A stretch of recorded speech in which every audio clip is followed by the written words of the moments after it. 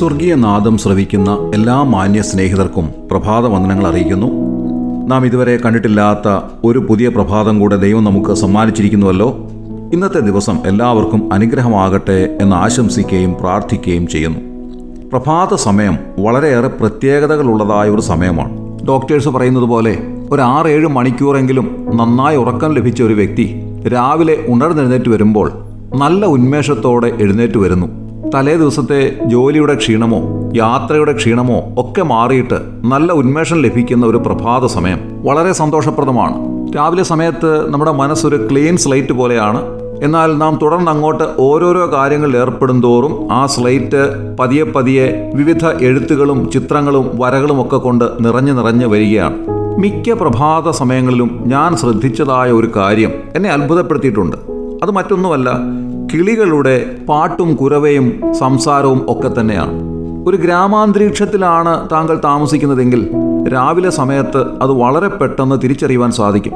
രാത്രിയുടെ ഇരുട്ട് മാറി വളരെ സാവധാനത്തിൽ പ്രകാശം പരന്നു തുടങ്ങുന്നതായ ആ സമയത്ത് എല്ലാ കിളികളും വളരെ ഉച്ചത്തിൽ സംസാരിക്കുകയും പാട്ടുപാടുകയും ഒക്കെ ചെയ്യുന്നത് കേൾക്കുവാൻ നമുക്ക് സാധിക്കും. മറ്റേതെങ്കിലും ഒരു സമയത്ത് അങ്ങനെ നമുക്ക് കേൾക്കുവാൻ സാധിക്കുകയില്ല. എന്നാൽ രാവിലെ സമയത്ത് മിക്ക കിളികളും നല്ല ഉച്ചത്തിൽ ശബ്ദമുണ്ടാക്കുന്നു. ഒരു പക്ഷേ അവർ തമ്മിൽ സംസാരിക്കുകയോ പാട്ടുപാടുകയോ ഒക്കെ ചെയ്യുന്നതായിരിക്കാം. എന്തായിരുന്നാലും അത് കൗതുകകരമായ ഒരു കാര്യമാണ്. മറ്റു മൃഗങ്ങളൊന്നും ഇത്രമാത്രം ശബ്ദമുണ്ടാക്കുന്നത് കേട്ടിട്ടില്ല. എന്നാൽ കിളികളെ സംബന്ധിച്ചിടത്തോളം പ്രഭാത സമയത്ത് എല്ലാ കിളികളും ഈ നിലയിൽ ചിലച്ച് ശബ്ദമുണ്ടാക്കുന്നു എന്നുള്ളത് വളരെയധികം പ്രത്യേകതയുള്ളതായ ഒരു കാര്യമാണ്. ഇത് പറയുമ്പോൾ പിതാക്കന്മാരുടെ കാലം മുതൽ നാം പാടി വരുന്നതായ ഒരു പാട്ടുണ്ട്. ആ പാട്ട് ഇങ്ങനെയാണ്: മനമേ പക്ഷി ഗണങ്ങൾ ഉണർന്നിതാ പാടുന്നു ഗീതങ്ങൾ, മനമേ നീയും ഉണർന്നിട്ട് യേശു പരനെ പാടി സ്തുതിക്ക. ഇവിടെ കവി തൻ്റെ മനസ്സിനോട് തന്നെ പറയുകയാണ്, എൻ്റെ മനസ്സേ, ഈ പക്ഷിജാലങ്ങളെല്ലാം അതിരാവിലെ ഉണർന്ന് ദൈവത്തെ പാടി സ്തുതിക്കുന്നതായ ഒരു സമയമാണല്ലോ ഇത്. അതുകൊണ്ട് നീയും എഴുന്നേറ്റ് വലിയവനായ ദൈവത്തെ പാടി സ്തുതിക്കുക.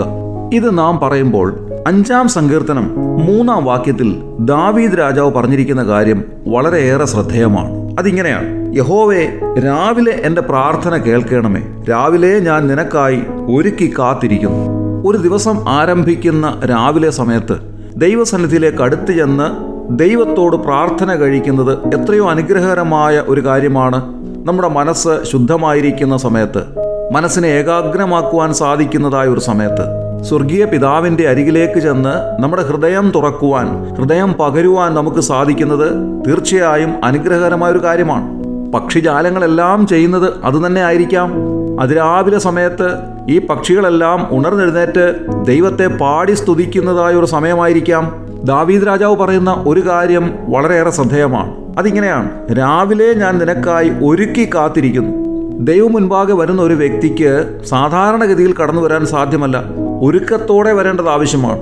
ഒരു മനസ്സൊരുക്കം ഉണ്ടാകേണ്ടത് ആവശ്യമാണ്. ആർക്കാണ് ഈ മനസ്സൊരുക്കം ഉണ്ടാവുക? നമുക്കറിയാം, ആദ്യമായി സ്കൂളിൽ ചേർത്ത കൊച്ചുകുട്ടികൾ സ്കൂളിലേക്ക് പോകാൻ മടി കാണിക്കുന്നു. കാരണം എന്തായിരിക്കാം?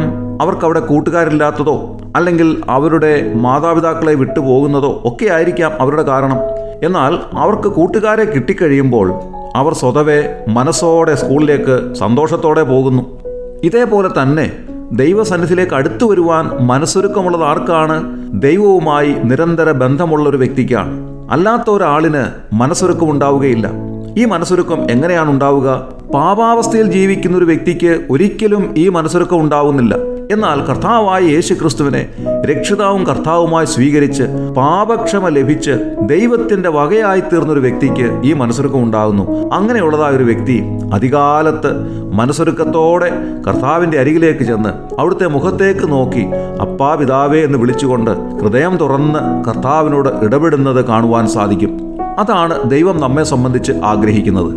താങ്കൾക്ക് ഇതുവരെയും അത് സാധിച്ചിട്ടില്ല എങ്കിൽ ഈ സ്വർഗീയനാദം ശ്രവിക്കുമ്പോൾ കർത്താവായ യേശു ക്രിസ്തുവിനെ രക്ഷിതാവും കർത്താവുമായി സ്വീകരിച്ച് പാപക്ഷമ ലഭിച്ച് ദൈവത്തിൻ്റെ വകയായി തീർന്ന് കർത്താവിൻ്റെ അരികിലേക്ക് ചെന്ന് ഈ പ്രഭാതത്തിൽ ദൈവത്തെ മഹത്വപ്പെടുത്താം. അതിനായി ദൈവം താങ്കളെ സഹായിക്കട്ടെ. ആമേൻ. ഉഷസ്സിന്റെ വാതായനങ്ങൾ തുറക്കുമ്പോൾ ദൈവിക ശബ്ദത്തിന്റെ മാറ്റൊലിയുമായി സ്വർഗീയനാദം, ദ ഹെവൻലി വോയിസ്.